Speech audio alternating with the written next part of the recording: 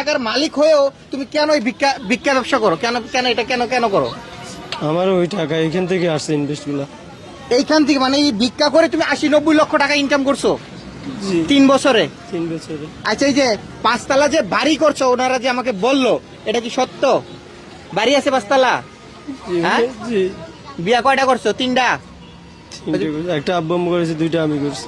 একটা তোমার আব্বু আম্মু করাইছে, আর কি দুইটা তুমি নিজে করছো? বউগুলারে কই রাখো? ওগুলা একটা আছে আমার প্লাটের মধ্যে, আর হ্যাঁ। 2টা বসুন্ধরায় থাকে। 2টা বসুন্ধরায় থাকে, আর একটা তোমার নিজস্ব ফ্ল্যাটে থাকে। মানে 3টার সাথে তুমি সংসার করো। 3টার সাথে সংসার এই যে তুমি যে ভিক্ষা করো, তোমার ওয়াইফ গুলা কি জানে? তোমার ওয়াইফ জানে? করি। না, কি বলে বিয়া করছো তুমি? ওরা জানে যে আমি ব্যবসা করি, তুমি ব্যবসা করো? কিসের ব্যবসা করো? স্পটের। ভিক্ষা ব্যবসা করো? না ভাইয়া, তাহলে স্পটের ব্যবসা।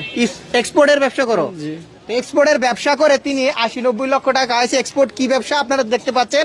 আজকে দেখেন সবাই কিন্তু এদের একে হাতে নাতে ধরছে। হ্যাঁ, হাতে নাতে ধরছে। দোকানে আসছিল মানে ভিক্ষা নেওয়ার জন্য, কিন্তু তাকে তার একজন ভাই, এই যে ভাই, এই ভাই কিন্তু তাকে ধরে ফেলেছে, হাতে নাতে ধরেছে।